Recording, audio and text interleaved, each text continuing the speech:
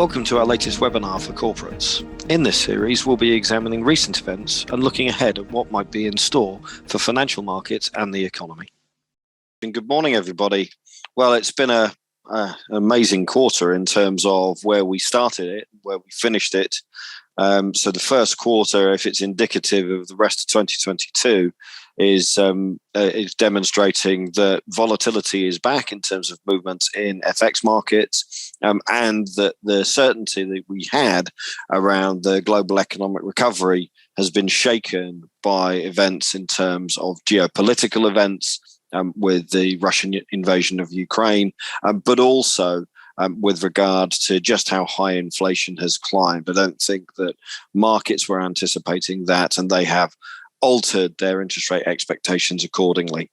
So I'm going to run you through the fundamental outlook, and then we'll hear from Piers on how the technical outlook for FX markets and other asset classes may have changed because of events over the previous quarter. So we're looking ahead to the second quarter, but also looking back on the first quarter. So if we move on to the first slide, and what this slide is demonstrative of is the waning consumer confidence numbers that we're seeing in the UK and the US. That's the left-hand chart. The right-hand chart is UK consumer credit on an unsecured basis and what's happening there on a net basis. And what you'll see is the latest figures, which were released for February, showed quite a sharp increase in consumer credit. But the reason that consumer credit rose as much as it did is that balances weren't being paid off. So this is perhaps a further signal that consumers are starting to feel the pain and the pinch of higher bills from fuel and energy. And consequently, they are having to lean more heavily on sources of credit in order to fund their purchases. So that is another reason to be concerned. Same thing was demonstrative in the US consumer credit figures, where actually US consumer credit was very, very strong indeed in terms of the growth that we saw there. Now it was, the UK numbers were up just under £2 billion, and the US consumer credit numbers were up a net $41 billion. So it does demonstrate that there is a material change in the consumer credit environment, but not necessarily a positive one. And consumer spending in any case remains under pressure and is restricted by the rise in inflation pressures, the rise in the cost of necessity items, which I think will be a feature for the retailing sector and also retail services, so things like restaurants and bars, over the remainder of 2022. So the last question is, what will this mean for business performance in services and retail? And I think that what it means is that things are going to be substantially weaker than was previously predicted.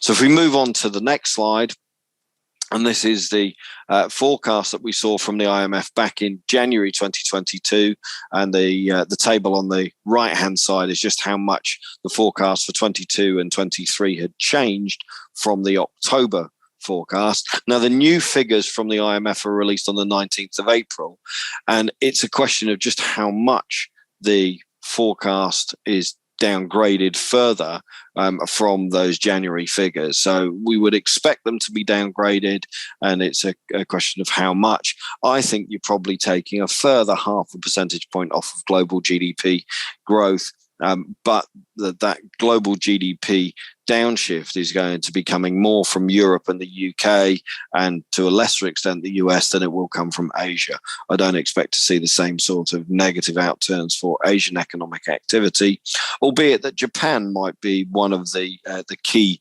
economies that suffers because of a renewed surge in COVID infections that's led to further restrictions, further lockdown measures, and so Japanese economic activity is still being restricted by COVID. And there's an interesting split here, whereas the West and particularly the developed economies of the likes of the US, Euroland, and the UK seem to be lifting restrictions. When we move further east, we're actually seeing those restrictions being imposed. We saw, for example, a 3-day lockdown of Shanghai in China. And just as an example of the renewed restrictions because of COVID outbreaks, and that was only on a handful of COVID cases. So there is a much greater concern about the spread of COVID in the east of the globe rather than in the west. But I certainly think those downside risks will also leak into the 2023 forecast. So you could see 2023 growth also revised down, and perhaps both growth numbers on a par at around sort of 3.25%, 3.5% over the course of 22 and 23.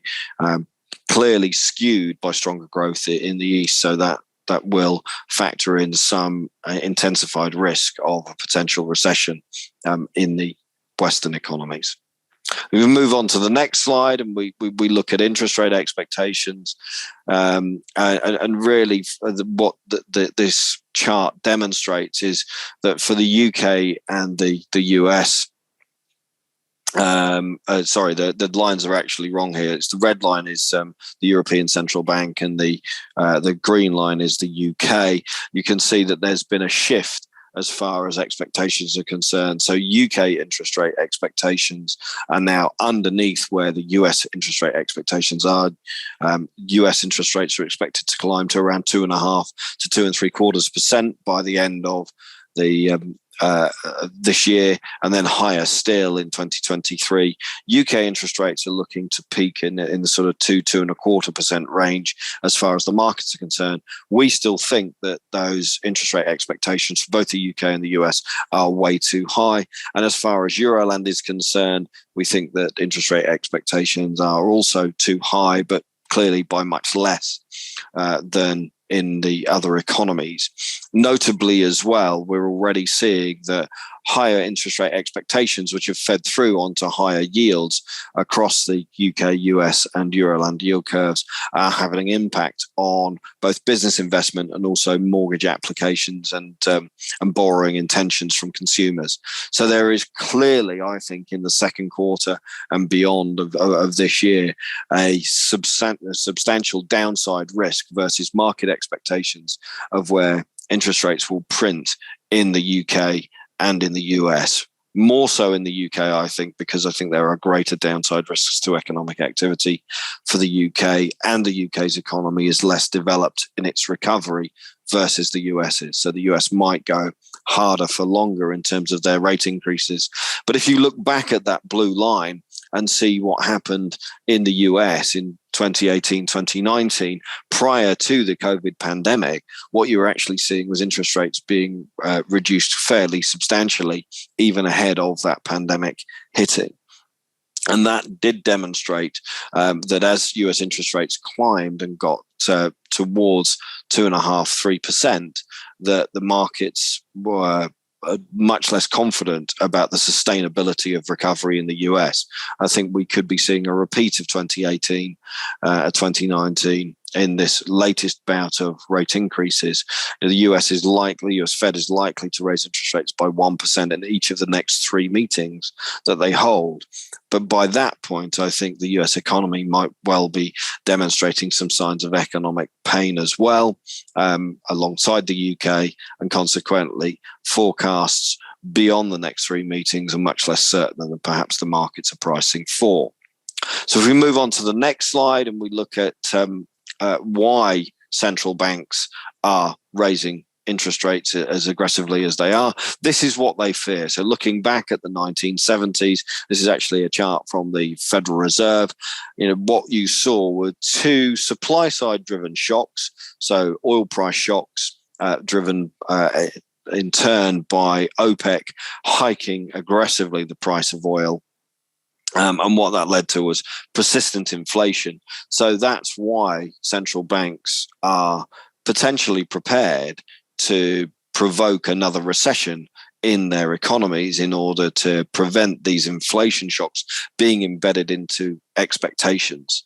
So if inflation expectations do continue to climb, and we should treat them with caution at the moment, but if they do continue to climb over the remainder of 2022, I think central banks will be more emboldened to follow through with interest rate tightening, more along the lines of what the markets have priced in.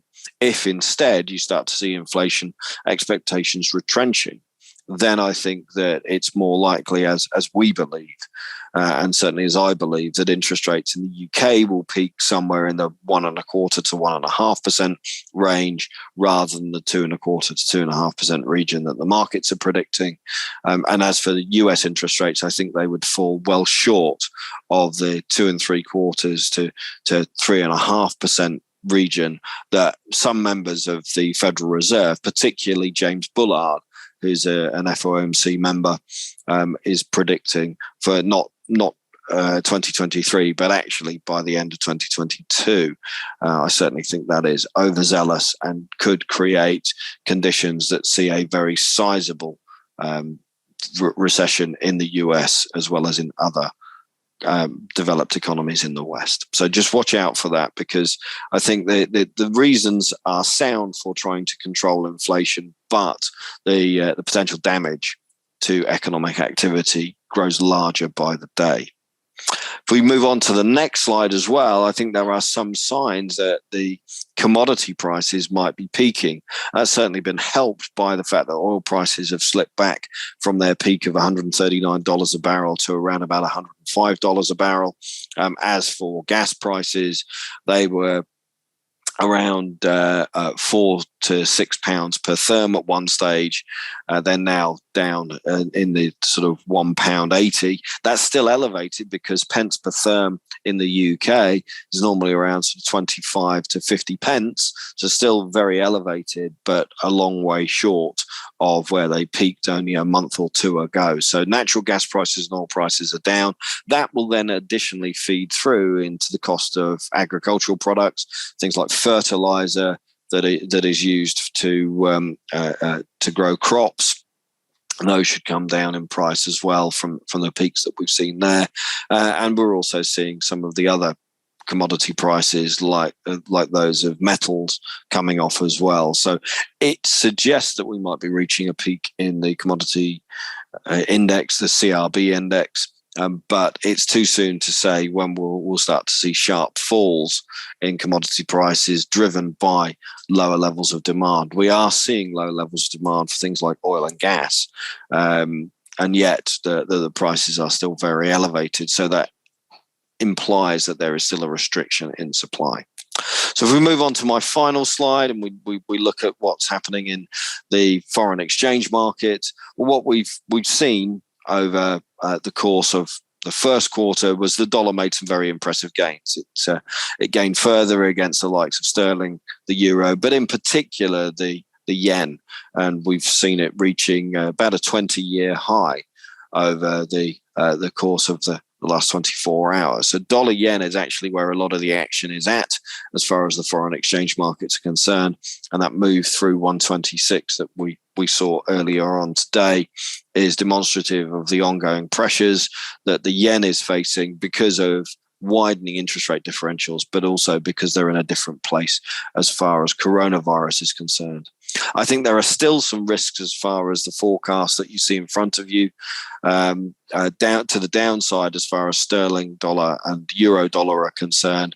I think there are risks in the short term over the course of the second quarter that we might see fresh lows in both of those. And it will only be into the second half of the year that we might start to rebuild some of the confidence in sterling and the euro. But that's only assuming that both of those economies are able to avert and avoid a recession. And so there's still a lot of uncertainty around the FX markets, and with uncertainty usually comes dollar gains. So just watch out for additional dollar gains from here. Other currencies to take note of, obviously things like the Russian ruble, the Brazilian real, and the South African rand. Will they benefit from these ongoing elevated commodity prices, or will they suffer because of the risks of heightened inflation in each of those economies? So just watch out again for that, because I think those are some of the risks. So you could still see significant volatility in the currency markets over the course of the second quarter and into the second half of 2022, driven by the uncertainty over the global economy and the uncertainty over inflation and interest rates. And with that, I'm going to leave you with the disclaimer slide and then pass over to Piers, and he'll run through some of the technical or some of the interesting technical moves that we've seen over the first quarter rather, of 2022. Piers, over to you. Hi there. Thanks, Neil. Thanks for that. So I'm going to look at it from a chart point of view. We'll go to the next slide, I think. Oh, all right. So I was just going to say, I think this quarter has found us where sterling has been a bit annoying. It hasn't actually given some clear signals, but we'll start with the dollar index as ever, the main traded currency. And it's good to know what's happening with the dollar index. On this chart, it's one we look at all the time. It's looking at the crash down from 2001. The dollar collapsed. Then, now, excuse me, I had COVID last week and my asthma hasn't quite cleared up from that. So a bit of a chesty still. So this rally we're seeing off the 2008 area has gone through the 38.2. Now we're going back up to that 61.8%. And we've seen that all the time. It's going from the 38 to 61.8. Now, as we approach this 101, 102 area, you could see the dollar start to not collapse, but just take a bit of a stall in this move higher. And if we look at the next slide, we'll see I've added on there the Bollinger Bands. Now, on the Bollinger Bands, you take a 20 moving standard average, and then how they work is you look at 2 standard deviations. And if you look how it's captured price quite well, going back on this quarter chart. On all time frames, it seems to work very well. But you'll see that we're near the top of the Bollinger Band. So another reason why the market might be starting to stall just slightly. But the important thing here is that the bands are starting to point outwards. So they've narrowed and now they're pointing outwards. The top line is pointing up, top red line, and the bottom line is pointing down. And that's normally a directional signal after they've consolidated. So maybe it's just telling us that there is more strength to come in this dollar move. So a bit of a stall maybe at the 101, 102 area before going higher. And on the next slide is the last dollar index slide. Now on here I put the Ichimoku cloud, and that's just basically a historical lagging moving average. But the important thing is price above or below the cloud? Now you can see that price has broken above that yellow cloud, but the important thing is something called the lagging line, which is that black line, which I've put an arrow to. You can see that is now above the cloud as well. And that's normally confirmation, because before, when the dollar index has broken above the cloud, the lagging lines never confirmed it, and we've seen price fall back off. So then the dollar's weakened off again. But here, we now have the lagging line holding above the cloud and also price above the cloud. So I would expect that if there are pullbacks, that cloud now acts as support, and the longer term looks like a stronger dollar at this stage. So if we go to the next slide now, we're going to look at what does this mean for currencies as such. So let's start with euro dollar. It's the main traded currency in the world. And when I worked at the bank, everyone always used to ask me, what's happening with sterling dollar and what's happening with euro sterling? Well, a big component of that is obviously euro dollar. So here we look at the move down since the 2007-2008 collapse. You had where euro dollar was up near the 160 area. It then collapsed as everyone moved back into the dollar. And then over 2015, 16, 17, you can see that the market finally found a base and rallied back up. But where did it go to? It went to the 38.2%, came back off. And then over the last couple of years, we saw it again try and rally back up. And where did it go to? It went to that 38.2%. It's still just ahead of that. So from a Fibonacci point of view, the downtrend, which started at the financial crisis, is still intact for euro dollar. And to change that, you have to get above that 38.2%. But we're not near that at the moment. But what we are near is the pink line at the bottom.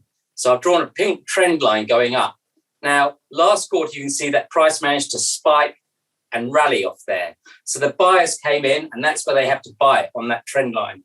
But this quarter already, we're down, pushing on that trend line again, putting it under pressure.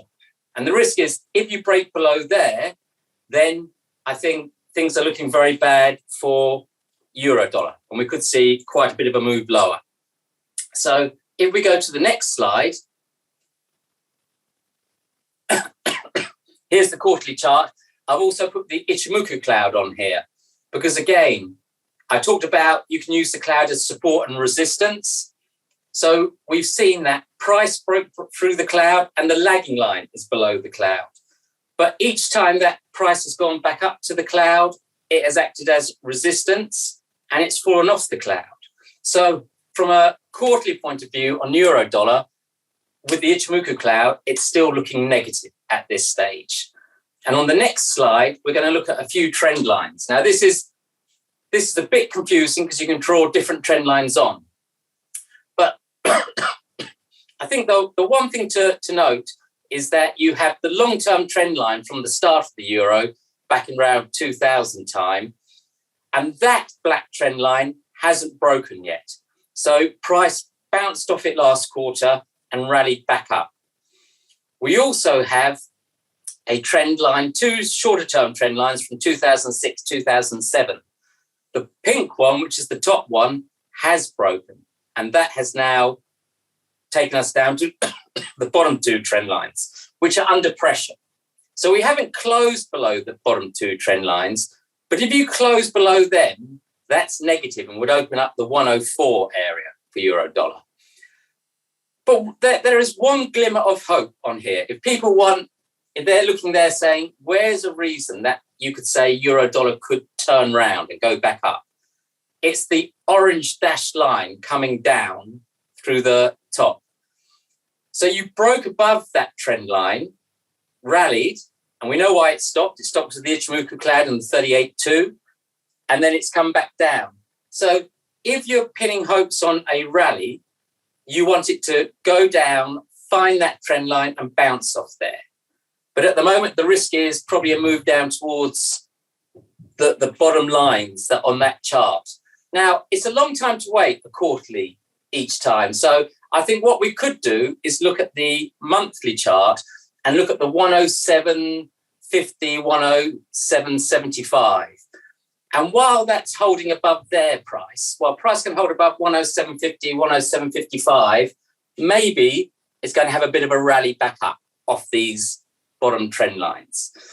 But if it starts a monthly close below 107.50, then I think you have to start thinking more realistically about 104 and a stronger dollar. But we'll keep an eye on that on each monthly webinar we do, because that will be the key one. Watch where that level is on the monthly. It will give you a good clue as to how this quarterly one's probably going to play out. So we go to the next slide. This is the sterling index. Now, the sterling index has had a terrible quarter. It started off looking very well. It looked really good.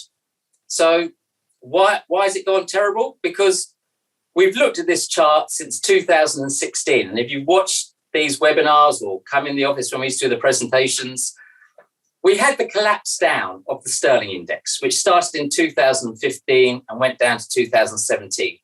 Where do we know the market needs to get back above to be positive? It needs to get above 38.2%. Well, look how many times. I think it's 11 times, 11 quarters. It's touched that 38.2%, tried to get above it, and then what happens? The market sells off. Now, this quarter, we saw price way up above the 38.2%, and it looked very positive for sterling. But suddenly, over the course of the quarter, it's had a terrible time. You know, since the situation in Ukraine and all these things have really impacted in against sterling, really has hit it. And if you look at now, we have a bearish outside session formed for last quarter, a higher high, lower low, lower close. Now that's not good. So this quarter, sterling index needs to perform. It needs to find some friends, definitely before that 23.6% retracement. So you have a dashed blue trend line going up there. And any break below that would be very negative. So at the moment, because of the negative quarter last time, I think sterling struggles on its rallies. But what you really want to keep an eye on is that it doesn't go down and close below that 23.6, because if you have a bearish outside quarter followed by another negative quarter, that could be the start of something much worse. What could happen is if sterling manages to rally this quarter and get back up to that 38.2% area, it negates the bearish outside quarter. But it's going to be a very important quarter, this quarter for sterling. It's going to really decide a lot of the longer term. And what we'll do is each month we'll track how is that looking on the monthly sterling index. So we will keep you posted. You won't have to wait a whole quarter to find out. Excuse me. So if we go to the next slide, how does that play out on sterling in the FX markets? Well, we'll start with the sterling dollar quarterly chart. Now, this is so annoying because for this quarter, we've been saying, let's watch 131.57 because that's the 38.2% move, retracement of the move higher since 2020. If we were to close below that, it would be negative and we'd look for sterling dollar to go lower. If it was to close above it, then we could look for a bounce and a rally back up in sterling dollar. What does it do?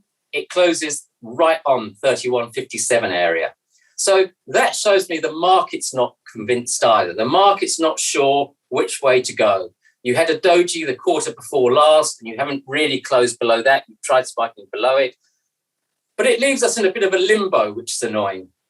And again, this is one we're going to have to defer to the monthly charts and just watch what happens on the monthly charts and maybe watch the 128, 133 as a 5-cent trading range, just to have a quicker feel of what is happening with sterling dollar. Where is the interest to buy or to sell? But at the moment, you started off in the market's taking it as we're going lower. So it's gone below that 38.2, the 131.57. But I've just watched 128, 133 at the moment, and then we'll try and update you on the monthly charts to see, is it starting to base off that 128 area and trying to push up, or is it just crashing on down? So we look at the next chart. Here we have the Bollinger Bands on sterling dollar. Now, you can see the 20 moving average that I was talking about comes in at 131.70. And so that's around about where it closed as well. So it's still not a clear-cut thing here. But you don't really want to be seeing a quarter below that 131.70. A clear quarter below there would start to then look at the bottom of the Bollinger Bands again. Maybe we're going down towards 124 area. But that's just something we've got to keep an eye on, that you're around the mid-Bollinger at the moment, and you've just got to try and watch this 128, 133 range and work out. And if we look at the next slide, we'll go to Euro Sterling. Again, Euro Sterling. This is what I was saying about sterling being very annoying this quarter. So on Euro Sterling, we've had this chart for some time. We look at the move up from 2015 and we put on the retracements. And the retracement is 0.84, 38.2%. Now, 2 quarters ago, you closed right on it, but with a negative quarter. Last quarter, the market went down, went much lower. But look where it came back to close. It came back to close at that 0.84 level. No one's committed one way or the other. They're sort of staying pretty neutral. We'll leave it at the 38.2. We're not sure whether we should be long-term selling this or long-term buying this. And that's the issue they have. They don't know, is this a long-term buy? Is this a long-term sell? We saw that on the sterling index. It's at that key point. You know, if you're an international investor, you're trying to work out, do you put money into sterling? You need a clear signal. You haven't got that yet. Now, on the Bollinger Bands, you can see that price is gone down this quarter and it's sort of finding some support off that area. So that 8.4 level is 119.05. So keep an eye on that 119.05 if you look at sterling euro and 0.84 the other way round. But as price here, I think you could see a rally potentially up to 87.5 at the most, which is 114. But that's the most I think you get a rally up to, 114.5, 115.5. You might find it actually stalls ahead of that in the 118s. But I would expect that because that's the midpoint of the Bollinger Bands, 87.47. It's also the 23.6% retracement. So if you do get a bit of a rally here and people think, yeah, sterling's holding that 38.2, the sterling index looking negative. We're going to sell sterling. I don't think much below 114, 115 is my gut feel. But we'll have to keep an eye on that. But the markets are moving very quickly sometimes with these world events going on. So that's how I'd watch it at the moment. But I think overall, the Bollinger Bands seem to be widening out and prices going down. So I think overall, after you've seen a rally in euro sterling, so a dip in sterling euro, I still favour potentially the actual longer term move is a move down lower in euro sterling. So sterling euro going higher and maybe long term into the end of the year, next year, maybe getting much higher than where we are now. So if we look at the next slide, I just thought we'd look at the FTSE. So the FTSE did such a comeback. It's unbelievable. The end of last month we looked at on the webinar and we were right down near the lows, and it was an engulfing month. It all looked negative and the quarterly chart looked negative. But by the end of the quarter, price had really rallied back up here, and we saw price rally right back up towards the sort of 74, 76 area. But I think to get that little bit more confident on the FTSE, I'd like to see it above 76, 65. And if we can see a good hold above that, then maybe you go up to 78 and up to 81. There is a small dash trend line coming down, and you have broken that. So, potentially this is set to go higher. But I wouldn't be surprised to see a move back down towards that dash trend line. And last quarter did look like what's called a hanging man on candlestick charts. So it's a warning that there is potentially some sort of top nearby. But this could, I know it's a terrible thing to say, but it could go either way. But it's just at the point where it has to make up its mind now, this 76, 65. If we can get above there, then it's looking good. I think the easiest thing to say is, where does it start to look negative again? I think if you get below 69.50, then you're starting to think, well, that hanging man is starting to take effect. And if we look on the next slide, I put the Bollinger Bands in, and you'll see the mid Bollinger is around 7,000. So that's 69.50, 7,000. While you're above that, you can sort of think, right, I'm hoping price here is going to go higher. And maybe we get towards the top of that Bollinger Band up in the 8.1 area. Below 7,000, 6,950, then I think you start to think about moves down towards that 6,000, 5,800. And then finally, on the next slide, we're going to look at Brent oil. Now, Brent oil, I like Brent oil for higher, bigger picture. Yes, it did too much last quarter, huge spike on it, and it's coming off a bit now. But you've had those two dash trend lines that you can see going from 2007 area, 2008 area, and they go down, and that capped price action. But you're now above those trend lines. And so we had this before when we were up in the 90 area. I said, look for any moves down into the 60, 66 area, 60 area as buying opportunities. And that happened very quickly. As soon as you went down to that 66 area, it was bought into very quickly. And again, I think the same thing here. You might see a move lower, but I think initial support will be around the 92. Maybe you go down towards 80, at most towards 66. But I think there will be buying interest and price will go back up. And I like this for higher, for longer term. So I think moves lower could be opportunities. And then on the next slide, I just like to say that we cover a lot of ground in this webinar, and we try and move quite fast so it doesn't become too slow and boring. But the one thing I'd say is, with the events going on in Ukraine, you have to be a bit more prepared than normal for any shocks that could just send these markets anywhere. We've seen that on oil. We saw it on the FTSE very clearly. It will impact the dollar. So just keep that in mind. Also, I know that some people find my stuff very complicated. And if you want to talk afterwards, get in contact with your NatWest salesperson, and they can get in contact with me and we can do a call if you like. But that's it from me. So I hope that helps a bit. Oh, there's the disclaimer. Neil loves the disclaimers. Thanks, Piers, and thank you everybody for dialing into the call. We're going to give you a break next month. You won't be joining the May call, so hopefully your cough will improve and you'll recover further from COVID. Yeah. For those that are looking forward to joining the call, we'll send around details of when the call is taking place in a few days' time.